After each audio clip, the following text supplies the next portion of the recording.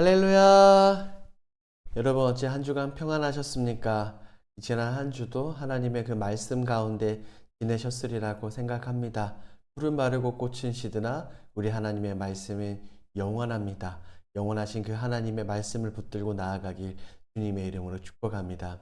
오늘은 네 번째 시간 광야 시대에 대해서 우리 함께 말씀을 나누고자 합니다. 광야 시대. 과연 이 출애굽한 이스라엘 백성들이 이 광야에서 어떤 일들이 벌어졌을까요? 오늘 함께 살펴보겠습니다. 먼저 이 그림을 보시죠. 모세와 이스라엘 백성들은 출애굽을 합니다. 그리고 광야를 건너죠. 광야를 길을 걷는데 그냥 하루 이틀을 걷는 것이 아닙니다. 도대체 얼마나 많은 시간을 광야를 걸었을까요? 광야 시대 소개를 함께 읽도록 하겠습니다. 애굽에서 하나님의 능력으로 탈출한 백성들은 광야길을 걷는다. 광야는 황량하다. 하지만 백성들은 율법과 성막을 통해 함께 하시는 하나님의 능력을 경험한다. 그럼에도 불구하고 백성들은 끝까지 하나님을 신뢰하지 않는 모습을 보여준다.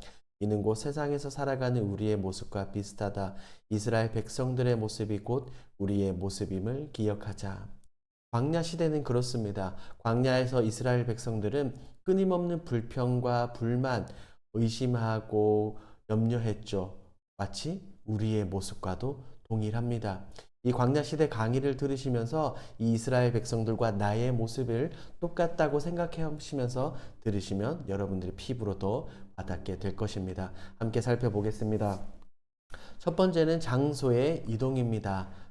이스라엘 백성들이 애굽에서 출애굽을 했죠. 홍해를 건너고 광야길을 걷습니다. 시내산을 올라가서 하나님으로부터 율법을 받게 됩니다. 시내산에 내려와서 또 수십 년 광야 생활을 돌다가 결국에는 약속의 땅으로 들어가게 됩니다.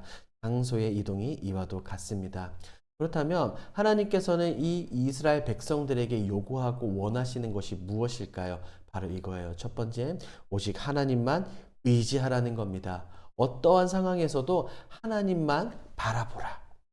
광야, 사막, 너무나 고통과 어려움 가운데 있다 하더라도 좌절하지 않고 낭망하지 않고 하나님을 바라보고 하나님만 의지하라는 교훈을 우리에게 줍니다. 두 번째, 하나님의 임재를 경험하는 것입니다. 무엇을 통해서요? 첫 번째, 율법, 곧 우리에게 주어진 하나님의 말씀을 통해서 하나님의 임재를 경험하고, 두 번째 살펴보겠지만 우리와 함께 하시는 하나님 성막을 통해서 경험할 수 있습니다. 세 번째, 가시적인 증거들이 너무나 많아요. 여러분들이 가지고 계시는 강의한 빈칸에 한번 적어 넣어 보십시오. 하나님께서 이스라엘 백성들과 어떻게 함께 하시는가 여러분들이 직접 적으시면 좋겠습니다. 그래서 깨달을 수 있는 게 바로 이거예요. 우리의 삶에서 무엇은 접어두기? 불평. 우리는 삶 가운데 끊임없이 불평하고 불만을 터뜨리기도 합니다. 마치 누구처럼요? 이스라엘 백성들처럼요. 끊임없어요. 두 번째, 자신의 욕망, 나에게 해가 되고 내가 무언가 불편하면 조금 더 참지 못합니다. 그리고 세 번째, 불순종들. 하나님께서 말씀하실 때 끊임없는 불순종하는 모습들을 볼 수가 있어요. 거울이에요, 거울. 나의 모습과 이스라엘 백성들은 똑같습니다. 이어서 하나님의 인도하심입니다. 하나님께서 이스라엘 백성들을 어떻게 인도하셨을까요? 첫 번째, 구름 기둥과 불 기둥으로 인도하셨습니다. 그리고 두 번째, 무엇으로 인도하셨죠? 말씀으로 인도하셨습니다. 우리가 너무나도 잘 알죠? 시편 119편 105절 말씀. 여러분 외우고 계실 거예요. 한번 외워볼까요? 시작. 주의 말씀은 맞아요. 하나님은 언제나 어느 때나 백성들을 우리들을 하나님의 말씀으로 인도하여 주고 계신다. 이 사실을 우리는 잊으면 안 됩니다. 그래서 one way, 오직 한 길입니다. 우리에게 다른 길은 없어요. 바로나 우로 치우치면 되는 것이 아니라 하나님 말씀의 인도함에 따라 저 하늘을 바라보며 우리는 열심히 살아가야 합니다. 자, 세 번째 내용 분해를 한번 살펴볼게요. 이 내용 분해는 오늘 이 광야 시대를 우리가 이러한 순서를 통해서 살펴보게 된다는 것을 이야기합니다. 첫 번째 광야를 시작하면서 여기에는 강의 안에 보시면 나와 있는 것처럼 마라와 엘림, 만나와 메추라기, 반석에서 물이 터지는 그런 사건들을 기록해 놓았어요. 두 번째 시내산 율법, 세 번째 성막의 건설, 네 번째 오제사 7절기, 다섯 번째 방황의 시작, 여섯 번째 마음의 기록, 일곱 번째 약속의 땅을 바라보며 이러한 순서를 통해서 우리가 이 광야 시대를 함께 살펴볼 겁니다. 여러분들이 이 표를 보시는 것만 해도 이 내용이 얼마나 방대한지 알겠죠. 이스라엘 백성들의 40년의 역사를 압축해서 나아갑니다. 그러니 여러분들이 집중하셔서 잘 들어보시기 바랍니다. 자, 들어갑니다. 자, 지도로 보는 광야 시대를 한번 볼게요. 자, 이스라엘 백성들은 출애굽을 합니다. 홍해를 건너서 첫 번째 어떤 광야에 들어와요? 수르 광야에 들어옵니다. 수르 광야를 지나면서 마라와 엘림을 만나게 되고 이어서 신 광야를 지나 율법을 받은 시내산에 도착을 하게 됩니다. 3개월 만에 시내산에 도착을 하게 돼요. 시내산에 도착을 해서 율법과 여러 가지 말씀을 받습니다. 그리고 시내산에서 내려와 광야를 걷습니다. 그리고 살펴보겠지만 이 가데스 바네아 이 지역에서 백성들은 하나님께 너무나도 크게 혼나는 모습을 봅니다. 그리고 그 이후에 광야를 본격적으로 방황을 하게 됩니다. 자, 수십 년을 방황을 하다가 이제 적과 꿀이 보이는 약속의 땅 맞은, 즉 모압 평지에서 모세가 마지막으로 백성들에게 전달하죠. 그것이 바로 신명기의 내용입니다. 여러분들 강의 안에 있는 이 지도, 여러분들 화면에 보이는 이 지도를 살펴보십시오. 들어가겠습니다. 마라와 엘림입니다. 자, 백성들은 홍해를 건넜어요. 그리고 이제 본격적으로 수르 광야에 들어와서 사흘 길을 걷습니다. 그런데 물을 얻지 못해요. 그러니까 어떻게 해요? 그들이 불평을 하기 시작을 하는 겁니다. 마라에 도착을 했어요. 그런데 이 물을 먹을 수 있을 것 같다. 단물인 것 같다. 라고 해서 이 물을 마셨더니 물이 너무나 씁니다. 마실 수가 없어요. 그때부터 백성들이 이제 본격적으로 불만을 터뜨리기를 시작을 합니다. 이스라엘 백성들은 무엇에 걸렸어요? 영적 건망증에 걸렸어요. 왜? 불과 사흘 전에, 불과 얼마 전에 애굽에서 10가지 기적과 홍해를 갈라주신 그 하나님의 놀라운 사건과 기적, 간섭하심을 까맣게 잊은 거예요. 영적 건망증에 빠졌습니다. 이것이 무엇을 의미합니까? 우리의 기억력은 선택적이라는 거예요. 내가 기억하고 싶은 것만, 나에게 유익이 되는 것만, 하나님이 은혜를 내려주신 그 부분만 내가 기억을 하는 거예요. 내가 기억하고 싶은 것만 골라서 기억하는 거예요. 내 기억은, 우리들의 기억은 선택적이다. 이것이 바로 시험이에요. 하나님은 이스라엘 백성들을 시험하시기 시작을 하셨습니다. 자, 지도를 볼게요. 홍해를 건너서 걸어 내려옵니다. 마라 보이시죠, 여러분? 이 지도상의 마라. 이 마라에서 쓴물을 경험하게 되는 거예요. 그래서 불평하고 불만을 터뜨립니다. 그런데 지도상으로 봐도 그 다음에 엘림이 멀리 있어요? 가까이 있어요? 근처에 있어요? 멀지 않아요. 하나님은 이미 이스라엘 백성들을 위해서 마라를 다음에 있는 엘림을 준비하셨어요. 그런데 이스라엘 백성들은 그것을 깨닫지 못하고 불만을 터뜨리는 모습을 볼 수가 있어요. 백성들은 무엇을 했어야 됩니까? 인내, 견디고 기다렸어야 돼요. 백성들은 못했습니다. 보십시오. 여러분 강의 하나 보세요. 이 엘림에는 물샘 12과 종려나무 70그루가 있어요. 그래서 이스라엘 백성들 이곳에 장막을 쳤죠. 이곳에서 우리는 알 수 있어요. 여호와 이레, 준비하시는 그 하나님에 대해서. 광야길을 그냥 걷는데 물도 없이 먹을 것도 없이 그냥 백성들을 보내시는 우리 하나님이 아니세요. 여호와 이레의 하나님, 준비하시는 하나님을 만날 수 있습니다. 이어서 볼게요. 두 번째, 만나와 메추라기입니다. 이스라엘 백성들은 이 마라와 엘림을 거쳐 이제 신광야에 도착을 하게 됩니다. 신광야가 어디일까요? 바로 여기에요.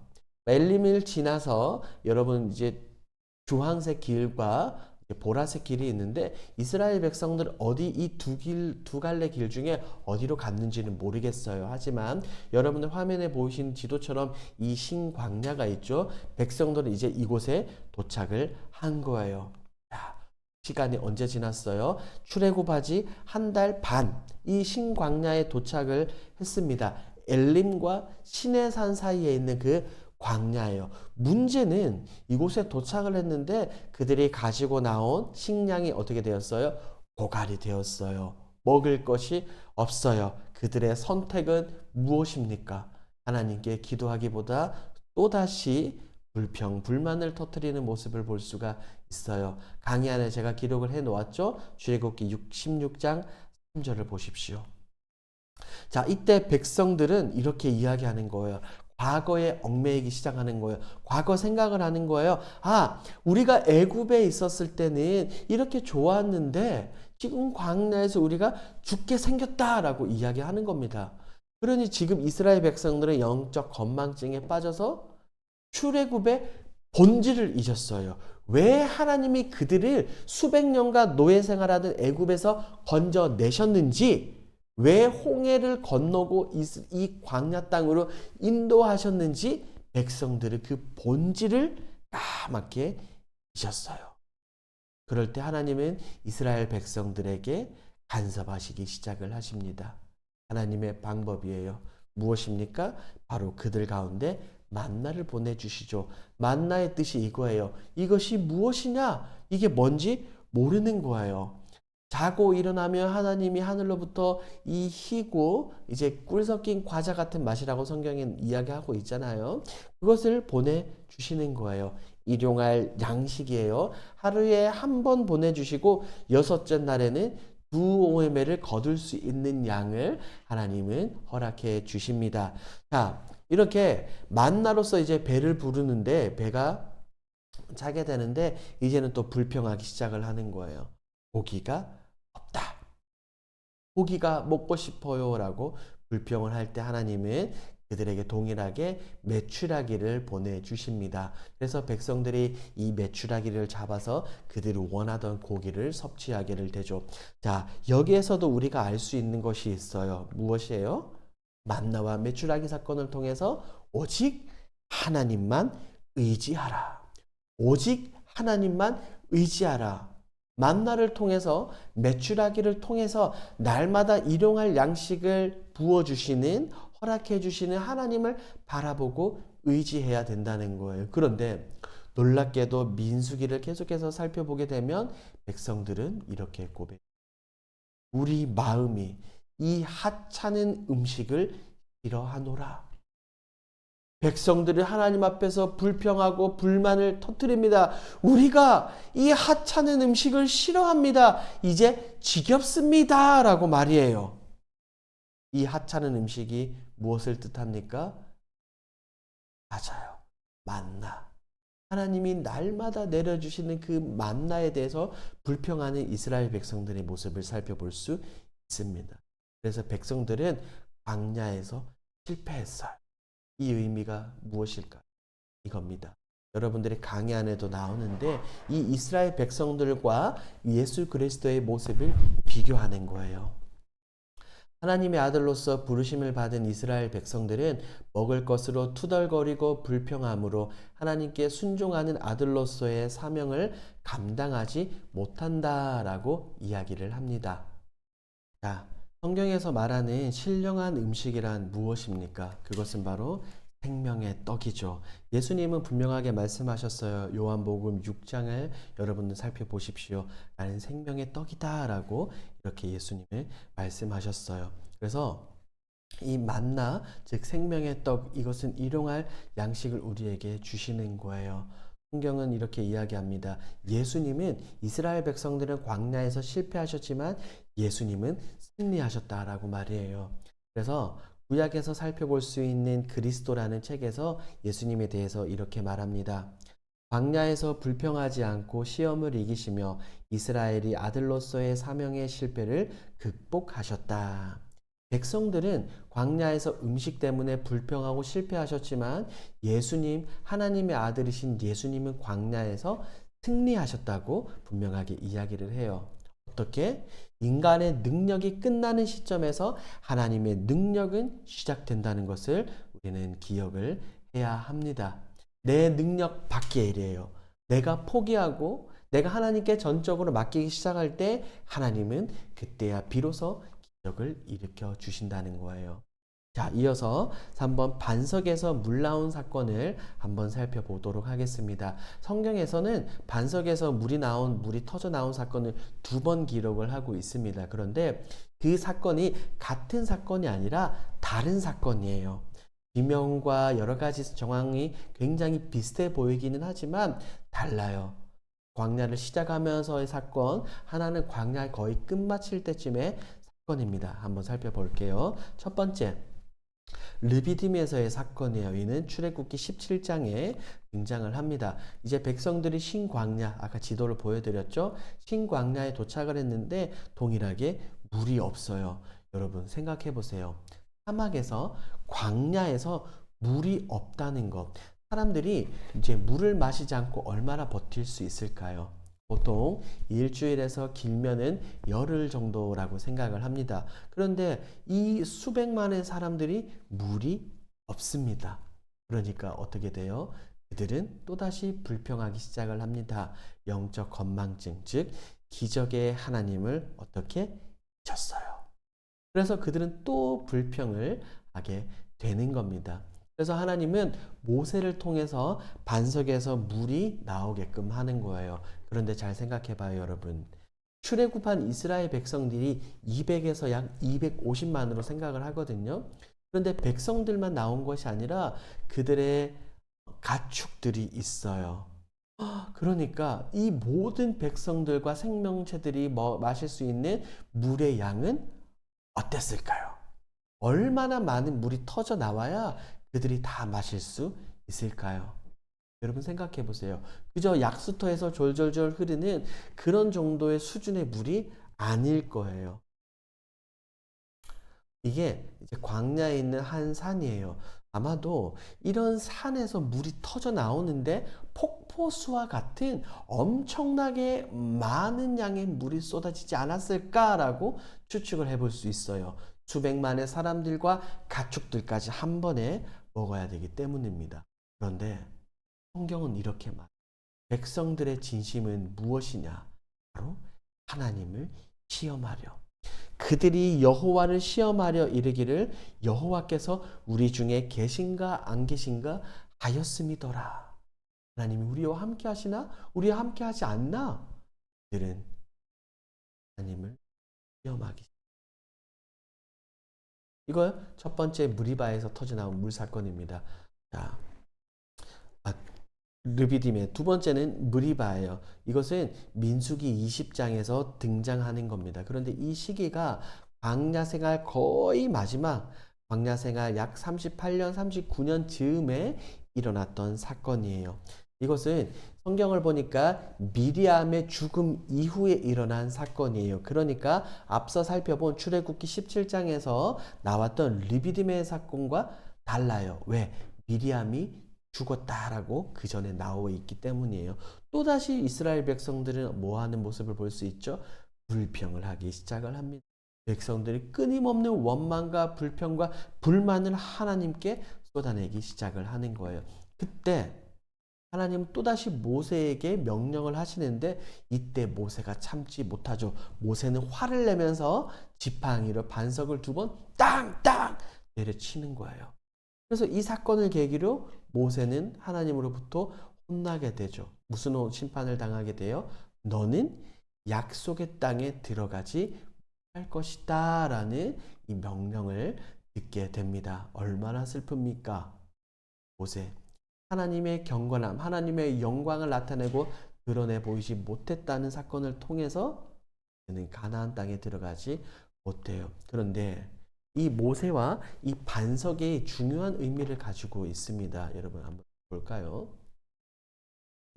모세는 그 반석을 칠 수가 없었습니다. 그 반석은 곧 여호와 하나님을 의미했기 때문입니다.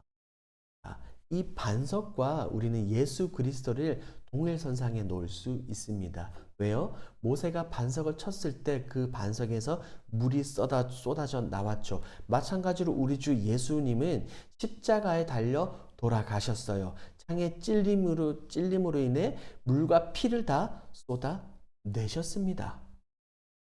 볼까요? 그분을 거역한 자들이 받아야 할 형벌을 대신받아 그 지팡이로 침을 당하셨던 것입니다. 하나님의 백성이 아낌을 받기 위해서는 그분이 친히 그들이 받아야 할 형벌을 대신 담당하셔야 했던 것입니다. 여러분들이 이 강의를 다 듣고 나시고 시간이 되시면 금요 기도회 때 제가 했던 고린도전서 10장 설교를 여러분 다시 한번 들어보십시오. 그 고린도전서 10장에서는 사도 바울이 구약에 나온 이 여러 가지 사건들과 신약에 나오는 사건들을 비교해서 설명을 해 놓았습니다. 그래서 제가 나오는 이 내용을 그대로 설교를 한 내용들이 있습니다. 여러분들이 시간이 되신다면 이 금요 기도회 때 제가 했던 이 설교들을 다시 한번 들어보시고 이 반석과 만나, 물이 이런 것을 뜻하는구나 라고 여러분들이 은혜를 받으시면 좋겠습니다. 그래서 예수님은 이렇게 또한 분명하게 말씀하셨어요. 우리 함께 읽어볼까요? 시작. 내가 주는 물을 마시는 자는 영원히 목마르지 아니하리니 내가 주는 물은 그 속에서 영생하도록 솟아나는 샘물이 되리라. 예수님은 곧 무엇이 되어 주신다는 거예요? 우리의 영원한 생명수가 되어 주신다는 거예요. 백성들은 광야에서 터져 나오는 그 물을 먹고 일시적으로 갈증을 해결했습니다. 해소했어요. 하지만 그들의 목마름 어땠을까요? 그들은 또다시 시간이 지나고 목이 말랐을 거예요. 하지만 예수님은 말씀하셨죠. 영원히 목마르지 아니할 것이다. 영생수 되시는 우리 주 예수 그리스도를 우리가 만날 수 있습니다. 자, 이어서 우리는 세 번째 시내산 언약을 함께 살펴보도록 하겠습니다. 이스라엘 백성들이 수르 광야에 들어와서 마라와 엘림을 거쳐 신광야에 들어왔습니다. 그리고 신광야를 지나서 마침내 시내산에 도착을 하게 되는 거예요. 출애굽한 지 3개월의 그 여정을 통해 그들은 시내산에 도착을 하게 됩니다. 시내산에서 하나님이 백성들에게 언약을 주시죠.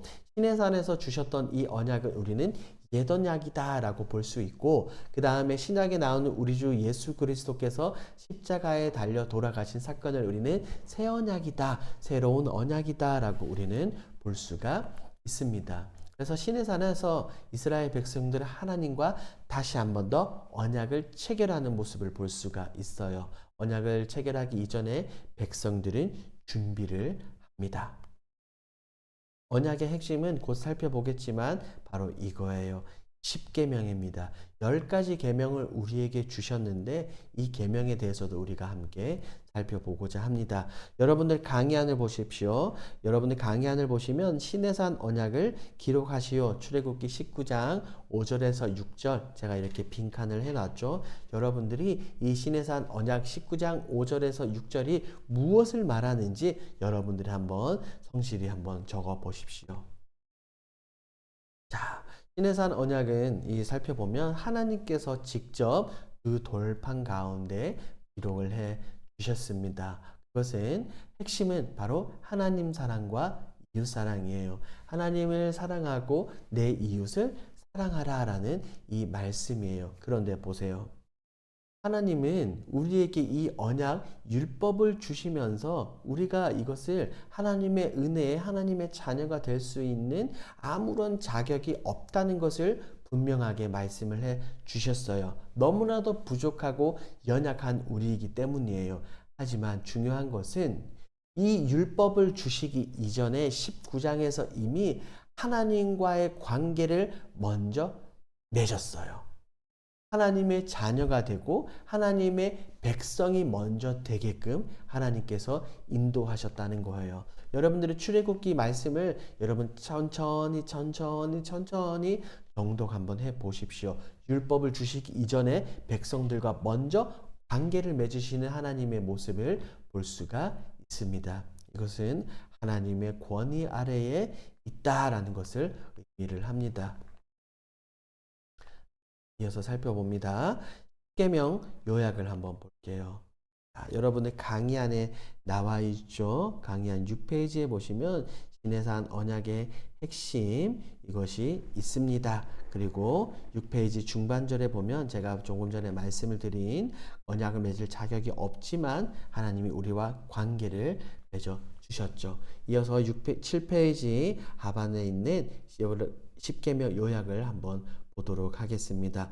오직 하나님만 바라라. 하나님은 그 무엇으로 표현할 수 없다. 하나님의 이름을 오남용하면 안 된다. 쉼과 채움이 있다. 부모의 권위는 곧 하나님께서 주신 권위다. 모든 사람은 하나님의 형상이다. 타인의 가정을 존중해라. 타인의 재산을 존중해라. 타인의 인격을 존중해라. 타인을 부러워하지 말라.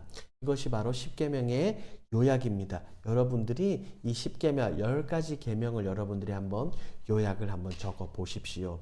자, 이어서 이 여러 가지 율법입니다. 하나님은 이 출애굽기 21장부터 23장까지 이스라엘 백성들의 여러 가지 율법을 주셔요. 그것을 압축하면 3가지로 나눌 수 있어요.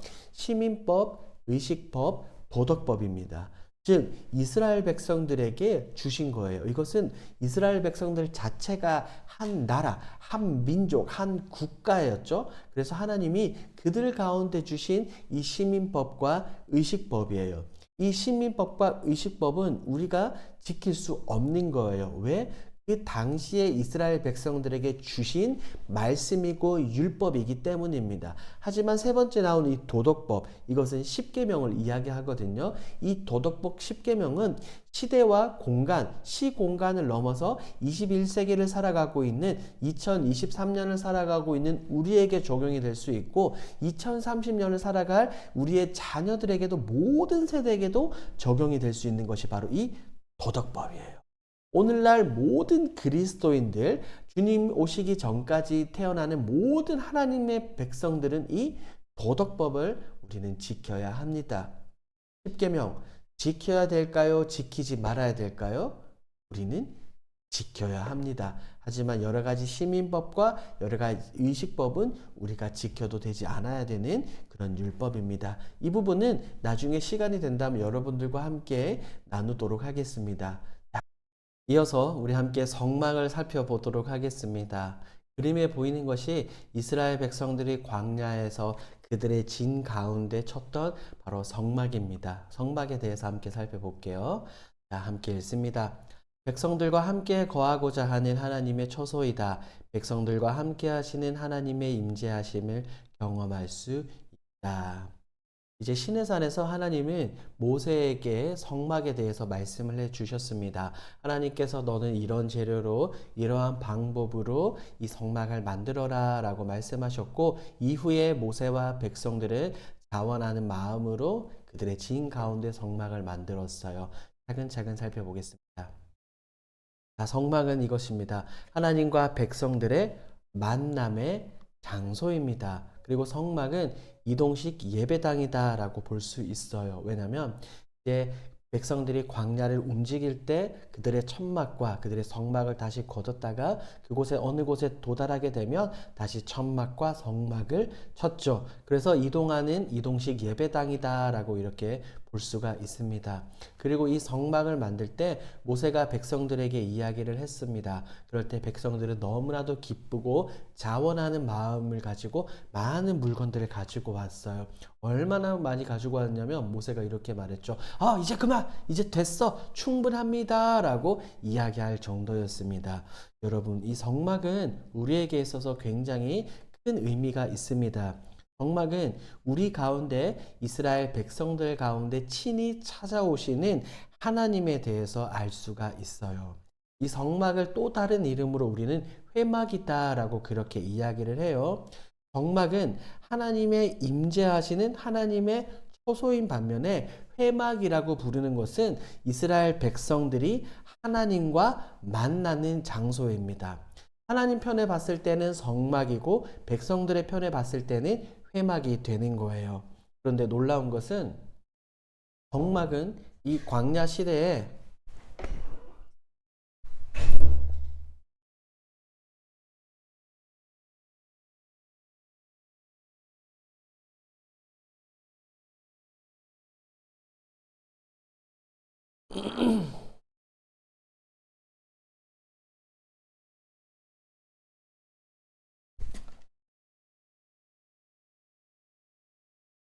이제 이어서 우리 함께 성막에 대해서 함께 살펴보도록 하겠습니다. 이 그림에 보이는 것이 이스라엘 백성들이 그들의 진 가운데 쳤던 바로 성막입니다. 하나님께서 말씀해 주시는 그대로 그 방법대로 모세와 이스라엘 백성들은 그들의 진 가운데 성막을 쳤죠. 살펴볼게요. 백성들과 함께 거하고자 하는 하나님의 처소이다. 백성들과 함께 하시는 하나님의 임재하심을 경험할 수 있다. 백성들과 함께 하시는 하나님에 대한 내용이에요. 차근차근 하나씩 살펴보도록 하겠습니다. 첫 번째, 성막은 백성들과 하나님의 만남의 장소입니다. 그리고 이 두 번째로는 이동식 예배당이에요. 왜냐하면 백성들이 광야를 돌아가는 가운데 그들이 거주하는 천막과 이 성막을 거둡니다. 그리고 어느 장소에 이동해서 자 여기 있자라고 이야기하면 성막을 다시 치고 백성들은 이제 자신들의 텐트를 장막을 치죠. 그래서 옮겨 다니면서 하나님을 만날 수 있는 이동식 예배당이다라고 우리가 이야기를 해요. 그리고 이 성막은 모세가 하나님의 말씀을 백성들에게 전했을 때 백성들이 있는 힘껏 자신들이 자원하는 마음으로 여러 가지 물건들 그대로 가지고 나왔습니다. 하나님을 향한 백성들의 마음이 얼마나 컸냐면 성경을 보니까 너무나도 많이 가지고 왔어요. 그래서 모세가 백성들에게 이제 그만 충분합니다 라고 말했습니다. 그 정도로 백성들은 간절한 기대와 소망을 가지고 자원하는 예물을 드려 이렇게 성막을 건설했어요. 이 성막은 아주 깊은 의미가 있습니다. 친히 찾아오시는 하나님이다 라고 우리가 이야기를 할 수 있어요. 그런데 이 같은 성막과 회막이라는 단어가 있습니다. 성막은 하나님이 거하시는 임재하시는 처소, 하나님의 거주지라고 이야기를 한다면 회막은 또 다른 편에서 보면 하나님과 이스라엘 백성들의 만남의 장소인 거예요. 하나님 편에 봤을 때는 성막이고 백성들의 편에서 봤을 때는 이게 회막이 되는 겁니다. 그런데 참 재미있는 사실은 우리가 지금까지 살펴본 것처럼 성막은 이제야 비로소 완성이 되는 거예요. 그러면 그 전에 창세기에서 살펴봤던 많은 백성들, 족장들은 어땠을까요? 족장들은 하나님을 굉장히 다양한 장소에서 만났어요. 하란에서 만나기도 하고 세겜에서 만나기도 하고 애굽에서 광야에서 기타 등등등 장소를 옮겨가며 각 장소마다 하나님의 임재하심을 경험할 수 있었습니다. 다양한 장소에서 만남이 있었지만 그 만남, 하나님과의 교제와 하나님과의 만남이 일회성이었어요. 그러니까 지속적으로 계속해서 끊임없이 하나님과 만나지 않았다는 거예요. 하지만 이제는 성막을 건설하고 성막을 지음으로 말미암아 어때요? 하나님과 끊임없이 계속해서 함께하고 있다는 것을 우리는 성경을 통해서 살펴볼 수가 있습니다. 성막은 말씀드린 것처럼 하나님의 처소이고 회막은 하나님과 만나는 장소, 족장들은 다양한 장소에서 일회성으로 하나님을 만났다면 이제는 단위죠.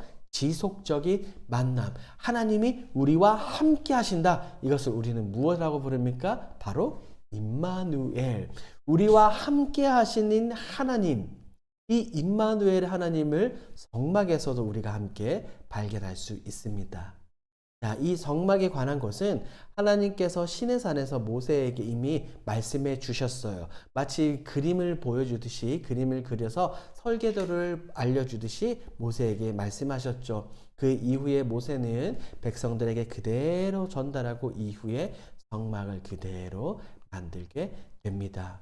성막 내부에 들어가는 여러 가지 기구들이 있습니다. 굉장히 다양한 기구들이 있는데 이 성막에 대한 내용만 강의를 하더라도 한 5시간, 6시간 정도 걸려요. 그러니까 굉장히 의미 있고 방대한 분량이지만 우리 구약 파노라마를 진행하는 가운데 이것을 세밀하게 세세하게 어떤 의미인지 하나씩 다 다루지 않고 안에 어떤 내용들만 들어있는지 잠깐 살펴보도록 하겠습니다. 가장 중요한 것은 바로 이 6번째 휘장이에요. 이것은 하나님과 백성들의 분리를 의미하죠. 거룩하신 하나님께 나올 수 없는 거예요. 죄된 우리가 죄를 가지고 있는 백성이 감히 빛 되신 하나님, 거룩하신 하나님께 나아갈 수 없는 그 구별하는 분리의 의미를 가지고 있습니다. 그래서 지성소 그림을 보여드릴 테지만 지성소에 들어오지 못하도록 막는 역할이에요. 이것은 하나님께서 백성들을 보호하고자 하는 의미를 가지고 있습니다. 여러분의 강의 한 9페이지 한번 보십시오. 9페이지에 보면 제가 순서대로 이렇게 기록을 해놨습니다. 증거계, 진설병 두는 상, 등잔대와 기구들, 성막의 덮개, 성막 널판과 띠, 휘장, 번제단, 등불, 제사장, 의복, 표시, 위임식, 향단, 속전, 물두멍, 너무나도 많은 내용들이 있어요. 이것을 이 18가지를 우리가 함께 살펴볼 수는 없고 중요한 내용들만 보겠습니다. 자, 이 성막의 위치는 어디일까요? 성막은 아까 조금 전에 말씀드린 것처럼 이 백성들의 진영 한가운데 있어요. 동서남북으로 백성들이 천막을 칩니다. 그래서 지파 12지파 있죠. 지파별로 이렇게 나눠 가지고 텐막을 치고 그 가운데 성막이 딱 하니 거하고 있습니다. 이것은 바로 하나님의 임재로부터 생명을 지켜준다는 그런 의미를 가지고 있어요. 왜냐하면 성막 그림을 보시면 알겠지만 하나님께 감히 쉽게 나아갈 수 없을 정도로 많은 기둥과 천막들, 여러 분리지 않은 장벽들을 통해서 하나님께서 구별해 놓으신 거예요. 보세요. 단계적인 울타리입니다. 보호막을 치는 거예요. 왜? 거룩하신 하나님께 나아가면 반드시 죽을 수밖에 없거든요. 그래서 성막을 또 다른 의미에서 본다면 우리를 향한, 죄인들을 향한 하나님의 배려, 굉장히 정교한 체계라는 것을 우리는 볼 수가 있습니다. 그리고 한번 보세요. 이 재미있는 것은 이 성막과 우리가 시내산을 비교할 수가 있어요. 이 단계가 거룩의 수준이 높아지기도 하고 거룩의 수준이 낮아지기도 합니다. 보세요. 성막들이 있어요. 성막들에는 우리가 누구나 접근을 할 수가 있어요. 그런데 성소에는 어때요? 성소에는 아무나 들어갈 수 없어요. 제사장들이 들어갈 수 있고, 그리고 지성소에는 어때요? 대제사장이 들어갈 수 있는 장소입니다. 똑같아요. 신의 산을 생각해 보세요. 산 기슭에 누가 있어요? 이스라엘 백성들이 산 기슭에 있어요. 산으로 올라갈 수 없어요. 올라오면 죽는다라고 말씀하셨거든요. 그리고 산 윗부분, 산 중턱에는 누가 올라가죠? 맞아요. 장로들이 올라가게 되는 겁니다. 장로들이 올라가고 신의 산 정상에는 누구만 올라갈 수 있어요? 누구만? 모세만 올라가서 하나님과 교제를 나눌 수가 있다는 거예요. 그래서 보십시오. 백성과 대제사장, 장로, 그리고 제일 왼편에 보면 제가 오타가 났네요. 백성이 아니라 모세입니다. 모세. 단계적인 울타리, 단계적으로 접근할 수 있는 것이 바로 이 성막이에요. 그러니까 성막 중앙에서 외부로 점점 멀어질수록 거룩의 수준이 어떻게 되는 거예요? 낮아지는 거예요. 신의 산으로 본다면 이 산 꼭대기 정상에서 점점 밑으로 내려올수록 거룩의 수준이 낮아지게 되는 겁니다. 이 모든 것이 우리를 위한 하나님의 배려, 백성들을 위한 하나님의 배려라는 것을 우리가 꼭 기억할 필요가 있어요. 언제 기회가 된다면 여러분들과 함께 이 성막에 대해서 함께 나누고 싶습니다. 자, 이것입니다, 여러분. 좌측편에 보이는 그림이 성경에 나오는 그 규빗, 치수, 그러니까 미터대로 만들어 놓은 거예요. 자, 성막이 있죠. 제일 안쪽, 그러니까 동쪽을 보면 번제단이 있습니다. 그리고 거기에 물두멍이 있어요. 그리고 안쪽에 보면 성소가 있죠.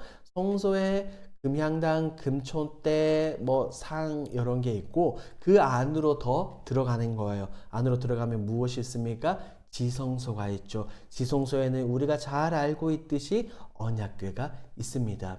이 지성소로부터 성소, 성막들, 이 성막 바깥, 그러니까 밖으로 흩어질수록 무엇이 작아진다고요?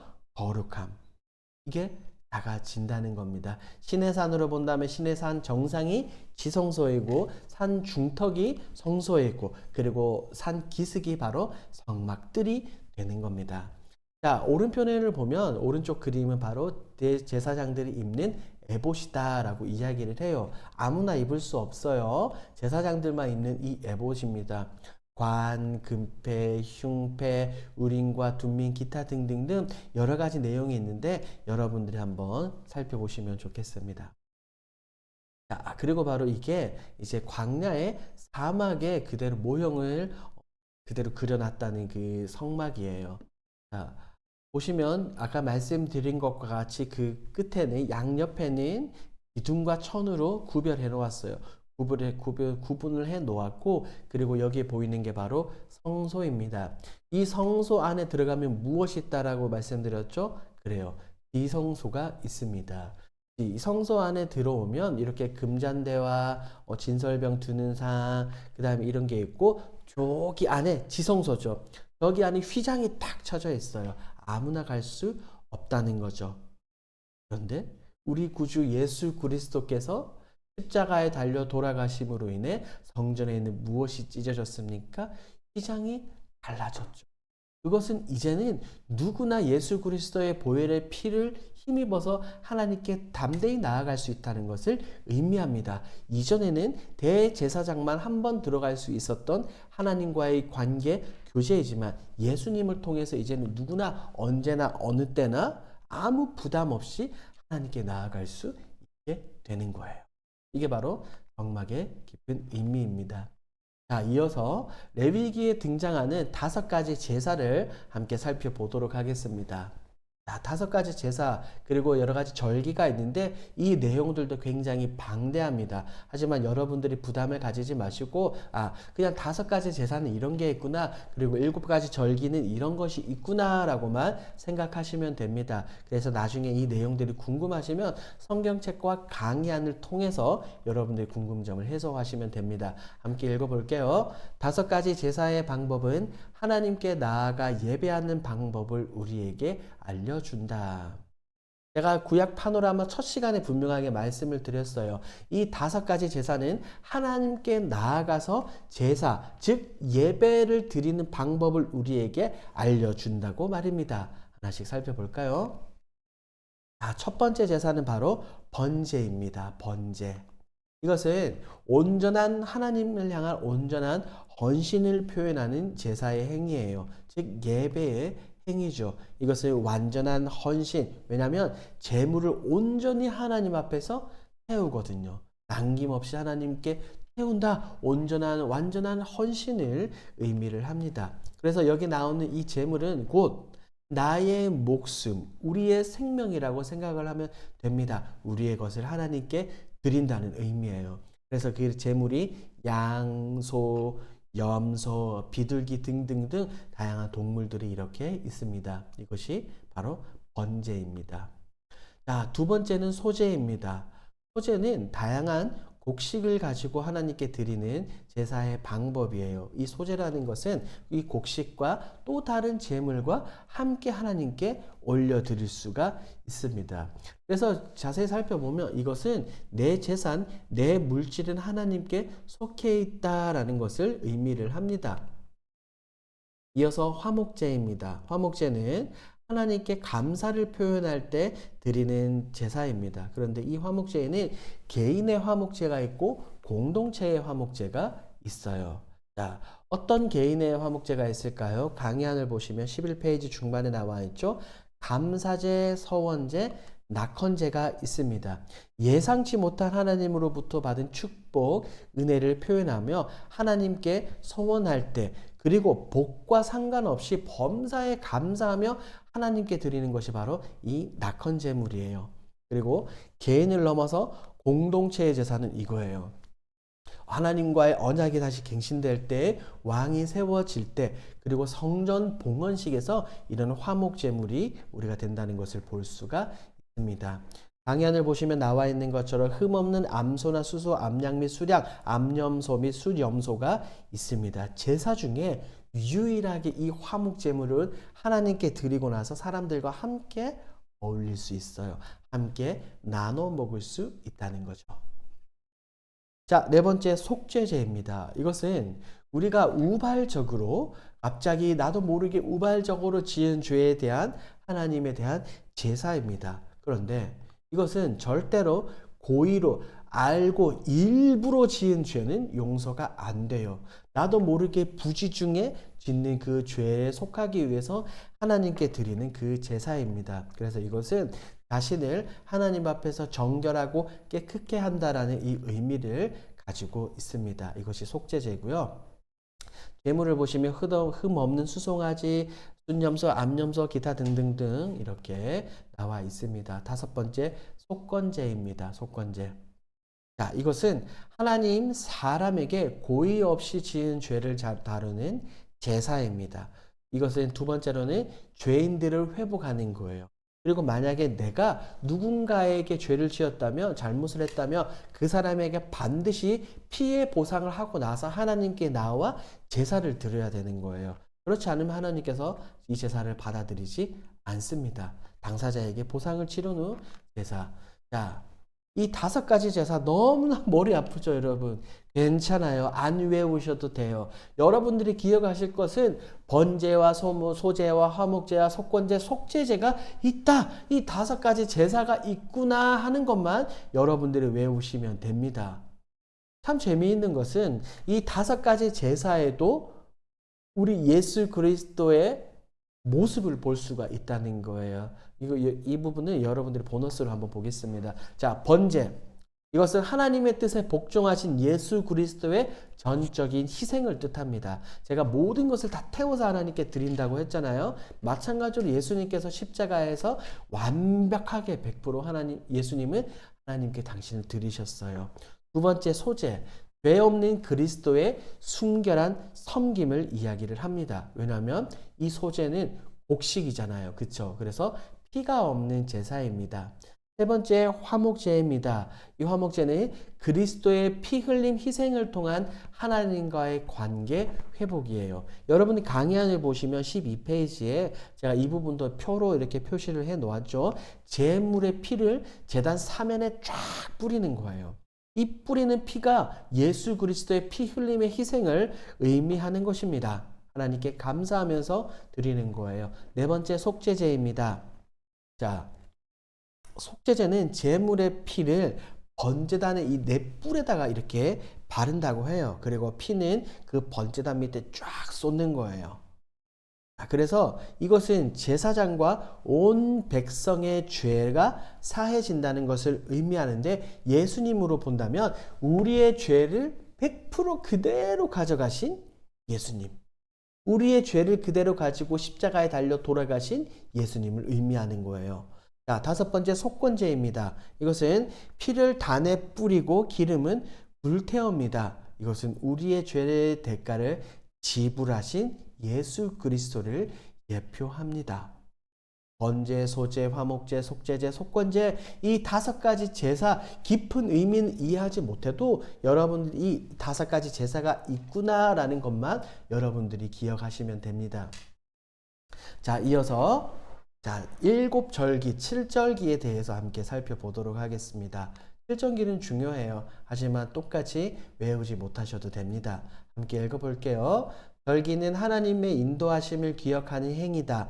각 절기를 통해 베풀어 주신 은혜와 사랑을 기억을 하자. 이 하나님의 인도하심, 예배는, 제사는 아까 어떤 거라고 이야기했죠? 하나님께 나아가 예배를 드리는 방법이었고, 이 7절기는 하나님의 인도하심을 기억하며 감사하는 행위입니다. 7가지 간단하게 함께 살펴보겠습니다. 자, 유월절, 무교절, 초실절, 칠칠절, 나팔절, 속죄일, 초막절, 무슨 절기가 이렇게 너무나 많은지, 하지만 빠지지 마세요. 안 외우셔도 됩니다. 단지 성경에 이런 내용이 있구나 하는 것만 여러분들이 이해하시면 됩니다. 하나씩 살펴보도록 합니다. 자, 6월절, 무교절, 초실절, 칠칠절, 나팔절, 속죄일, 초막절은 각각 예수님과 예표에서 의미를 살펴본다면 이런 의미를 가지고 있어요. 여러분들의 강의 안에 나와 있으니까 여러분들이 한번 살펴보십시오. 자, 이것이 바로 이 시내산에서, 즉 레위기에 대한 내용이에요. 성막에 대한 내용, 율법에 대한 내용, 어떻게 만들어라, 어떻게 행해라 하는 이런 내용들이 그림에 담겨 있습니다. 말씀드린 것과 같이 오제사, 칠절기, 유월절, 초막절, 속죄일, 나팔, 오순, 초실, 무교절 이런 절기들이 있습니다. 자, 이런 절기들은 여러분들이 제가 강의 안에 잘 해놓았으니까 여러분들이 한번 읽어보십시오. 일일이 설명하면 여러분들이 강의 도중에 강의를 끌지도 모릅니다. 자, 이어서 너무나도 재미있는 민수기로 들어가 보도록 하겠습니다. 자, 민수기는 바로 이런 그림이에요. 자, 그림을 보니까 숫자들이 막 눈을 가리고 뭐 하고 있어요? 방황하고 있어요. 방황의 시작. 이스라엘 백성들이 무엇으로부터 방황이 시작이 되었는지, 어디서부터 불순종이 시작이 되었는지에 대한 내용입니다. 굉장히 재미있기도 하지만 나의 모습을 보는 것과 같이 마음이 너무 아픕니다. 차례차례 살펴보도록 합니다. 핵심입니다. 핵심은 민수기의 핵심인 인구조사예요. 민수기를 보면 처음과 나중 부분에 인구조사하는 부분이 나오는데 수십 년이 지나도 그 인구가 큰 차이가 없어요. 그것은 하나님께서 이스라엘 백성들의 광야를 통한 하나님의 인도하심, 보호하심이 있었다라는 것을 우리는 알 수가 있습니다. 두 번째, 끊임없이 반복되는 것이 이거예요. 하나님을 향한 불순종과 불신앙. 또 이래? 또 이래? 왜 이래? 왜 이러는 거야? 라는 말이 나오기까지 이스라엘 백성들이 끊임없이 불평하고 불순종하는 모습을 볼 수가 있어요. 세 번째, 민수기는 방황과 죽음의 역사가 기록이 되어 있습니다. 자, 바로 이 그림을 한번 살펴볼게요, 여러분. 고센 땅에서 출애굽한 이스라엘 백성들이 이제 광야로 들어오죠. 수르 광야에 들어와서 마라와 엘림을 지나서 신 광야로 갑니다. 여기에서 만나와 메추라기 사건을 경험하게 되고 시내산에 올라가서 하나님과 교제하며 율법을 받아들이게 됩니다. 그리고 모세가 다시 내려오고 다시 이스라엘 백성들은 이동을 하게 돼요. 바란 광야 위에 보이는 신 광야 있죠? 저곳으로 이동을 하게 됩니다. 여기에서 일어났었던 많은 사건들을 살펴보게 될 것입니다. 이 지도가 여러분 원래는 이렇게 90도로 회전되어 있는 지도를 제가 항상 여러분들에게 보여드렸는데 지금 지도는 약간 가로 눕혀서 보여드릴 거예요. 그리고 이후에 나오는 지도는 다시 원래대로 지도의 모습을 제가 보여드리도록 하겠습니다. 계속해서 살펴보죠. 자, 이것이 바로 어디일까요? 이스라엘 백성들이 돌고 돌았던 바란 광야입니다.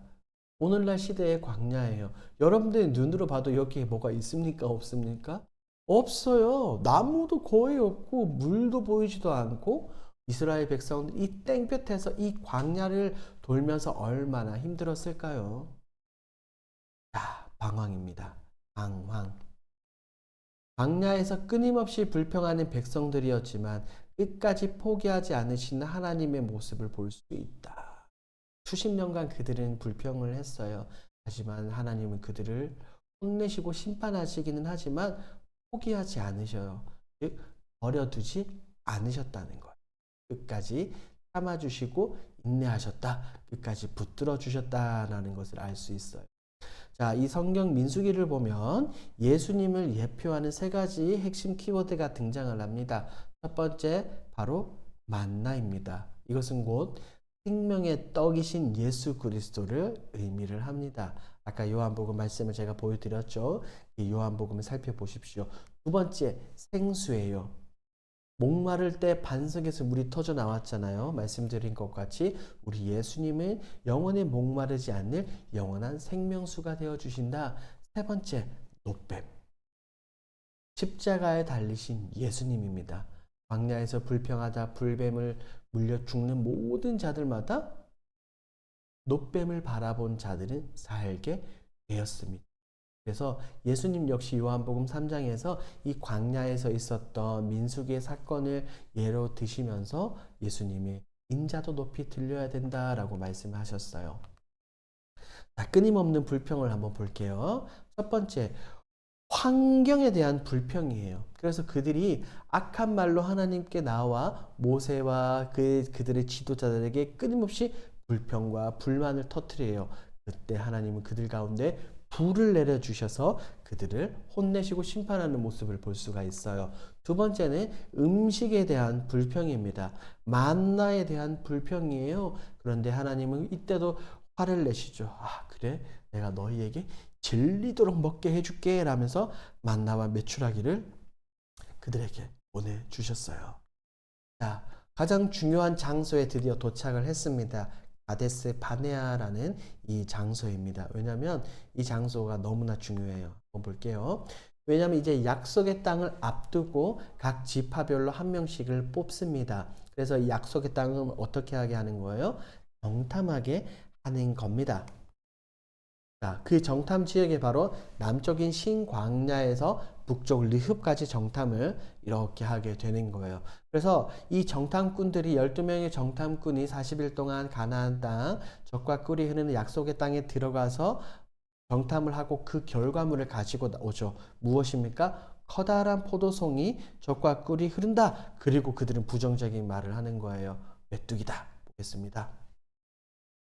자, 이 그림이 바로 이 12정탐꾼이 가지고 온 가나안 땅의 결과물입니다. 눈으로만 봐도, 그림으로 봐도, 아, 그 포도가 굉장히, 열매가 굉장히 크다라는 것을 알 수가 있지만 그 주위에 있는 백성들의 얼굴 표정은 어때요?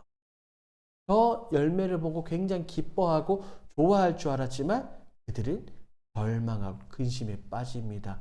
왜요? 10명의 부정적인 사람들의 말을 듣고 그들이 밤새도록 통곡하고 부르짖는 모습을 볼 수가 있습니다. 불신을 하나님의 약속을 믿지 못하는 거예요. 우리는 메뚜기다. 우리는 죽을 수밖에 없다라고 말이죠. 자, 바로 여기가 가데스 바네아입니다. 자, 여러분 제일 하단 쪽에 보시면 시내산이 나오죠. 시내산에서 내려온 이스라엘 백성들은 이제 위쪽에 중간쯤에 보면 가데스 바네아까지 이동을 합니다. 여기에서 진을 치고 12명의 정탐꾼을 보내게 되는 거예요. 그래서 신광야와 북쪽의 르흡까지 그들이 정탐을 하게 되는 겁니다. 아마 경로가 이렇게 이동하지 않았을까라고 성경학자들은 보고 있습니다. 굉장히 이 거리 역시 힘든 거리였을 거예요. 이렇게 밑쪽부터 시내산부터 백성들을 함께 수백만이 이동을 하죠.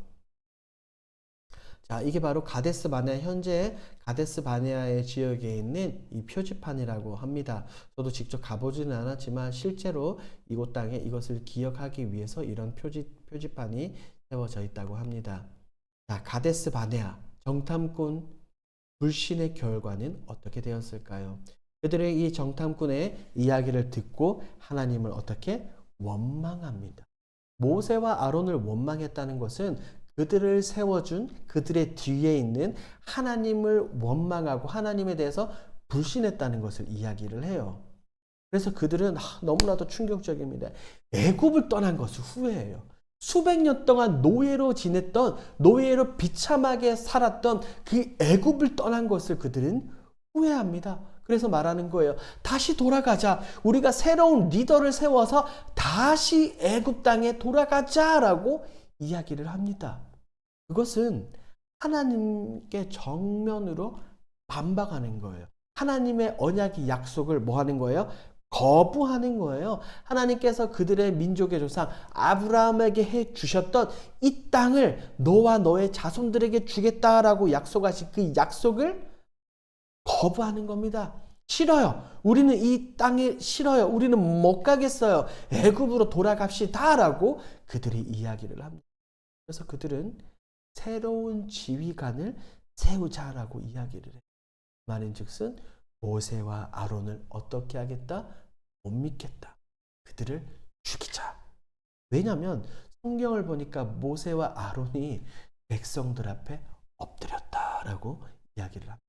그 말인즉슨 백성들의 분노가 너무나도 커서 모세와 아론을 죽이겠다는 것. 모세와 아론을 믿지 못하겠다는 것은 하나님을 곧 믿지 못한다. 그러면 모세와 아론의 기분은 어땠을까요? 더 나아가 불평하는 백성들을 보는 하나님의 마음, 하나님은 어떠셨을까요? 한번 생각해 보세요, 여러분. 아니, 이 백성들을 기껏해서 애굽에서 건지고 홍해를 건너고 광야에 만나와 메추라기 율법도 주고 성막도 만들게 해주고 지금까지 이 앞에 코앞에 다다랐는데 이들이 돌아가자라고 이야기를 합니다. 하나님의 마음은 분노하십니다. 분노하셔서 하나님이 그들을 심판하시려고. 그럴 때 모세가 그들을 위해 기도하죠. 한번 볼게요. 자, 모세가 하나님께 나아가 백성들 용서해 주십시오라고 이야기할 때 하나님은 그들에게 심판을 내리시는데 첫 번째 바로 1세대의 죽음입니다. 애굽에서 나왔던 그 1세대 모세와 같이 홍해를 건너고 가데스 바네아에 오기까지 함께 생활했던 이 1세대 모두 이 광야에서 방황하다 될 것을 이야기합니다. 더 놀라운 것은요, 여러분. 아마 모르실 수도 있어요. 12명의 정탐꾼 중 이 부정적인 10명은 나중에 어떻게 되었을까요? 바로 직사했습니다. 하나님이 이 10명을 그냥 곧바로 치셨어요. 여호수아와 갈렙만이 생존하게 되었어요. 그래서 여호수아와 갈렙과 이 1세대의 죽음 그리고 그 광야에서 태어난 2세대들이 광야를 가게 됩니다. 자, 광야를 주신 이유가 있어요. 하나님은 무의미하게 사실은 광야를 그냥 돌리시는 분이 아니죠. 그들에게서 뭔가를 얻고자 하시는 부분이 있었습니다. 첫 번째가 바로 이거예요. 정체성 회복. 여러분들이 나중에 강의가 끝나고 출애굽기 19장에 나오는 그 언약에 대한 내용을 여러분들이 적게 될 텐데 거기에는 나와 있어요. 제사장 나라와 거룩한 백성. 너희는 선택받은 내가 선택하고 부른 백성이다. 너희는 이렇게 살아야 된다라는 이 정체성을 다시 한번 확립시켜주고 정체성을 회복시켜 주시기 위해서 광야를 돌게 하십니다. 두 번째는 분명한 목적이에요. 왜 광야를 돌아야 되나? 광야 생활을 통해서 하나님을 의지하는 것, 하나님만 바라보는 것, 하나님만 의지하는 것을 원하셨어요. 그래서 하나님은 백성들의 광야를 돌리셨습니다. 자, 이 그림 보죠? 백성들은 돌고 돌고 같은 길을 끊임없이 돌게 되었습니다. 무엇으로 인해서? 그들의 불순종과 불만을 통해서 본격적인 광야 생활이 시작이 됩니다. 그렇다면 보세요. 하나님께서 분명하게 아브라함에게 말씀하신 그 약속들, 이 적과 꿀이 흐르는 땅, 가나안 땅을 주겠다는 하나님의 계획은 실패인가요? 아니에요. 실패가 아니라 그것은 잠시 뒤로, 수십 년 뒤로 연기된 것입니다. 자, 백성들은 광야를 돌면서도 끊임없이 또 실패하고 또 실패하고 또 실패합니다. 마치 누구처럼요? 저처럼. 마치 여러분처럼 실패와 실패와 실패를 반복합니다. 끝없는 반역들입니다. 하나님께 반역하고 모세에게 반역해서 결국 그들은 비참한 죽음을 맞이하게 되죠. 두 번째, 모세의 실패가 있어요. 무리바, 즉 광야에서 무리를 다툼으로 인해서 모세가 약속의 땅에 들어가지 못하게 되잖아요. 모세와 아론의 실패를 볼 수가 있습니다. 그리고 그들은 아까 살펴본 것처럼 만나를 불평하기 시작을 해요. 만나를 어떤 음식이라고요? 하찮은 음식이구나. 하나님이 일용할 양식을 내려주시는데 우리가 이 하찮은 음식을 싫어한다라고 그들은 불평을 합니다. 그래서 하나님은 그들 가운데 무엇을 보내주셔요? 불뱀을 보내주시죠. 그래서 이 불뱀에 물린 자마다 모두 다 죽게 되는 건데 백성들이 또 모세에게 중보 기도를 요청해요. 그때 모세가 장대에 놋뱀을 달아서 그것을 보는 자들마다 살게 되었죠. 이 놋뱀은 누구를 예표하는 거라고요? 그래요. 예수 그리스도를 예표하는 것입니다. 그런데 이 놋뱀에서도 우리가 알 수 있는 것이 있어요. 이 불뱀은 마치 죄와 같습니다. 우리가 이 땅을 살아가면서 죄를 짓는다고 해서 방금 우리가 금방 죽지 않아요. 불뱀에 물린다고 해서 그들이 즉사하는 게 아니에요. 왜? 어느 정도 시간이 있었기 때문에 그들이 놋뱀을 바라볼 수 있었잖아요. 마찬가지예요. 우리가 이 땅을 살아가면서 연약하고 부족하기 때문에 죄를 지을 수는 있어요. 하지만 죄를 짓는다고 해서 우리가 바로 죽지는 않는다는 거예요. 하지만 그 죄의 문제를 해결하기 위해서 누구를 바라보고 누구를 의지해야 돼요? 놋뱀, 즉 십자가 위에 달려 돌아가신 예수 그리스도를 바라봐야 우리의 죄의 문제가 해결되는 거예요. 불뱀에 물린 자들이 놋뱀을 바라봤을 때 살게 된 것처럼 죄를 가지고 있는 우리가 예수님의 십자가를 바라봐야 우리의 죄의 문제가 해결된다. 이것을 우리가 꼭 기억을 해야 됩니다. 자, 그리고 그들은 광야를 돌면서 모압과 범죄를 저지르게 됩니다. 무슨 말이냐면 모압의 여인들과 음행을 저질러 그 광야 생활 가운데 그리고 더불어서 우상 숭배를 많이 하게 됩니다. 그 결과 굉장히 많은 사람들이 죽게 됩니다. 그리고 살펴보지는 않았지만 이 시내산 밑에서 백성들은 우상을 만들죠. 모세가 시내산에 올라갔을 때 아론을 통해서 아론에게 금부치를 가지고 와서 금송아지를 만들고 이것이 우리를 애굽에서 인도하여 낸 신이다라고 그들은 범죄하는 모습을 볼 수가 있어요. 아직까지 변화되지 못한 백성들, 완벽하게 하나님의 백성이 되지 못한 백성들의 모습들을 광야, 출애굽기와 민수기 말씀을 통해서 우리가 살펴볼 수가 있습니다. 그래서 이 40년의 여정, 이것을 민수기 33장에 압축해서 기록이 해놨거든요. 해놓았습니다.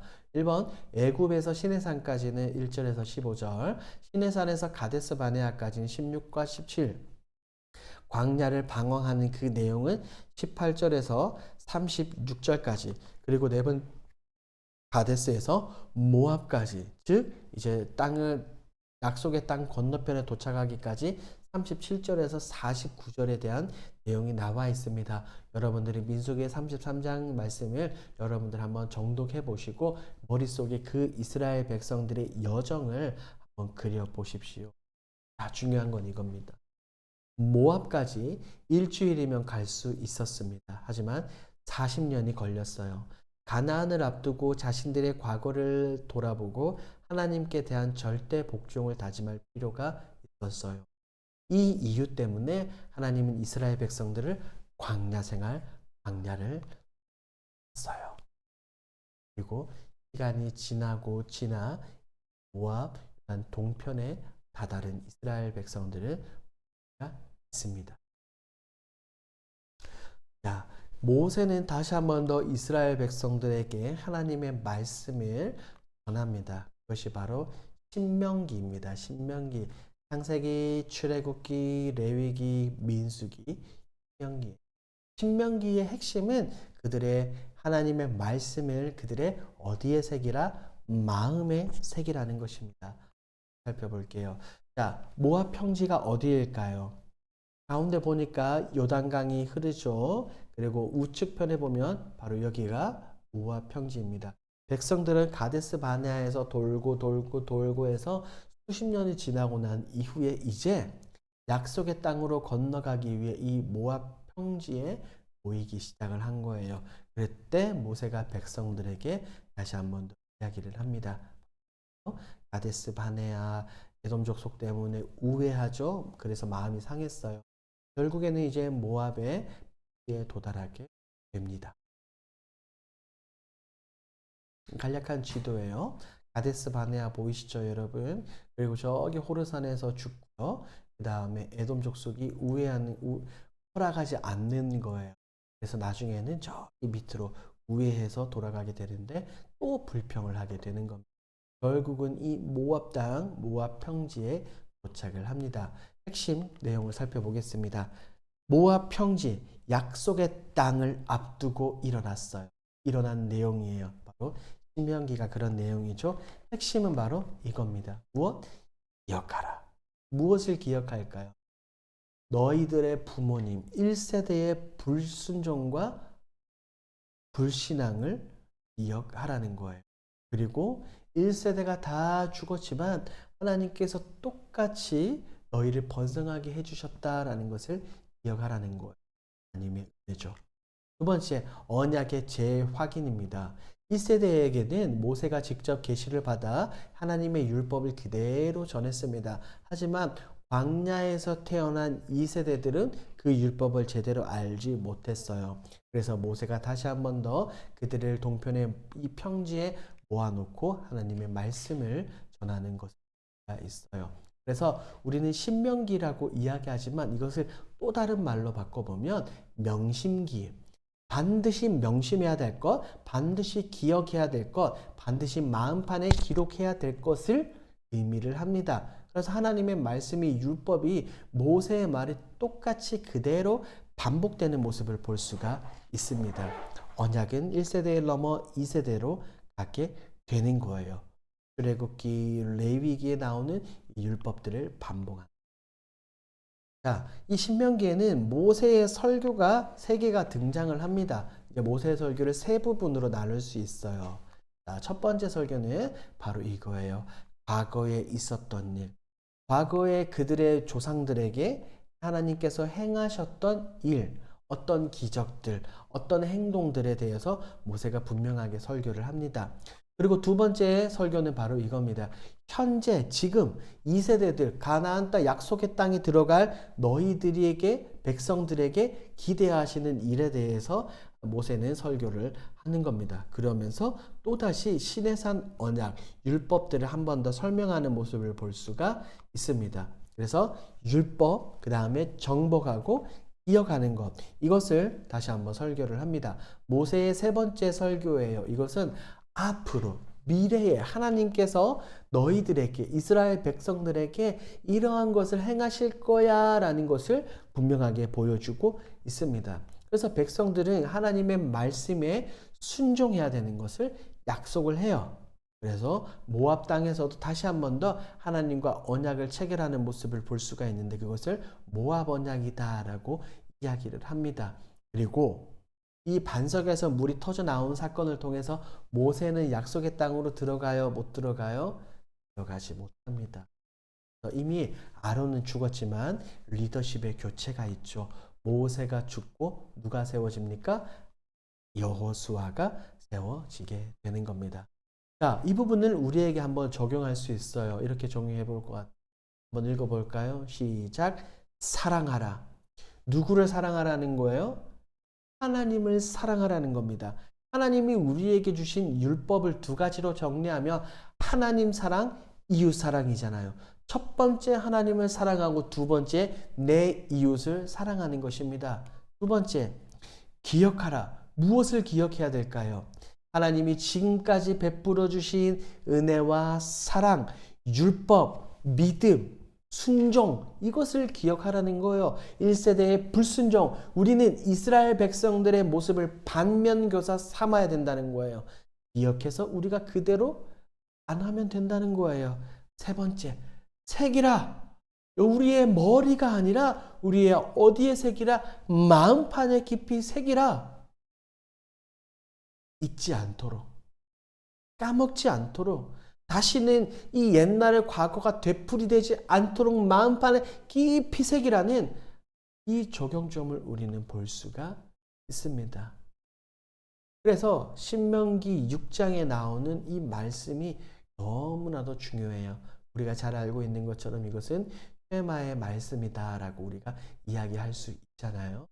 여러분들 숙제입니다. 신명기 6장 4절에서 9절 말씀을 여러분들이 3번 적어 보십시오. 자, 바로 이 그림입니다. 이 그림은 무엇이냐면 이제 아브라함을 불러주시고 아브라함부터 모세의 죽음까지 이스라엘 백성들의 여정을 그리고 있어요. 우르에 있다가 하란으로 갔죠. 하란에서 가나안으로 갔죠. 가나안에서 애굽으로 내려가고 수백 년을 지나고 난 이후에 출애굽에서 홍해를 건너고 광야 시내산, 그 다음에 가데스 바네아, 그 다음에 바란 광야, 신광야를 다시 걸쳐 모압 평지에 이르렀습니다. 우리는 창세기, 출애굽기, 레위기, 민수기, 신명기의 여정을 이렇게 우리가 함께 달려왔습니다. 어떤 부분들은 굉장히 쉽고 어떤 부분들은 굉장히 어려워요. 특히 율법을 주신 경우, 그리고 성막에 대한 내용들, 오제사와 칠절기, 기타 등등등 너무나도 어려운 내용들이 많은데 여러분들이 그런 것들은 꼭 기억하지 않으셔도 돼요. 하지만 어떤 것이 있구나, 어떤 내용이 있구나 라는 것을 여러분들이 강의안을 통해서 한 번씩 살펴보시면 좋겠습니다. 자, 숙제예요. 조금 전에 말씀을 드렸죠. 신명기 6장 4절부터 9절까지 말씀을 꼭 3번 적으십시오. 이것은 쇠마의 말씀으로서 이스라엘 백성들이, 유대인들이 자기의 자녀들에게 꼭 한다고 합니다. 그래서 지금 유대인들 자녀는 어릴 적부터 율법을 암송하게 해요. 그런데 재미있는 것은 제일 먼저 암송하게 하는 성경이 어디일까요? 모세 오경 중에 창세기, 출애굽기, 레위기, 민수기, 신명기 중에서 무엇을 가장 먼저 암송하게 할까요, 여러분? 맞춰보십시오. 바로 레위기입니다. 왜냐하면 유대인들은 이 어린아이들이 자랄 때부터 가치관을 형성시켜 주는 거예요. 왜? 너희는, 우리 백성들은 하나님을 예배하기 위한 존재라는 거예요. 예배가 너무나도 중요하다는 거예요. 번제, 소제, 화목제, 속건제, 속죄제, 이 율법들, 이 제사들과 절기들을 기억하여서 하나님께 나아가라, 하나님을 제사하라, 하나님을 예배하라는 것을 어린 시절부터 우리에게 알려주죠. 그래서 그들은 어릴 때부터 머릿속에 깊이 각인이 되어 있어요. 하나님을 예배하는 것을 우선. 그런데 오늘날 어떻습니까? 주객이 전도되어 버렸어요. 오늘날 많은 가정에서 많은 부모들이 하나님을 예배하는 것이 1순위가 아니에요. 자녀들에게 이야기하는 게 하나님을 예배하는 게 1순위가 아니에요. 너희가 공부하고 학업하고 대학 가고 직장 가는 게, 취업하고 결혼하는 게 너의 삶의 1순위다 라고 이야기를 하는 겁니다. 그러니 오늘날 우리가 가진 믿음의 유산들이 자녀들에게 잘 전달됩니까? 나중에 돌아오겠죠. 나중에 예배 자리에 나오겠죠. 아니에요.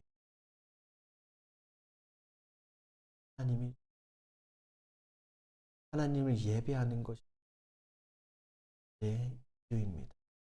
돈을 잘 벌고 행복하게 잘 사는 것이 내 목. 여러분, 이 강의를 들으시고 이스라엘 백성들이 훈련시킨 하나님의 목적을 떠올려 보십시오.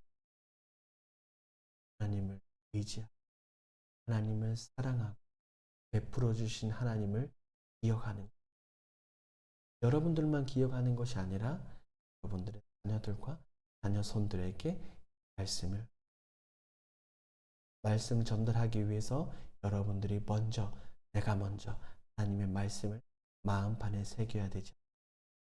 단지나 위해서 무엇을 하든지 하나님의 말씀을 마음판에 인도함에 따라 살아가는 주님의 이름. 오늘도 어려운 강의, 이 광야시대 강의 굉장히 어려웠을 텐데 여러분들이 열심으로 들어주셔서 감사합니다. 그럼 다음 시간에 뵙겠습니다. 고생하셨습니다.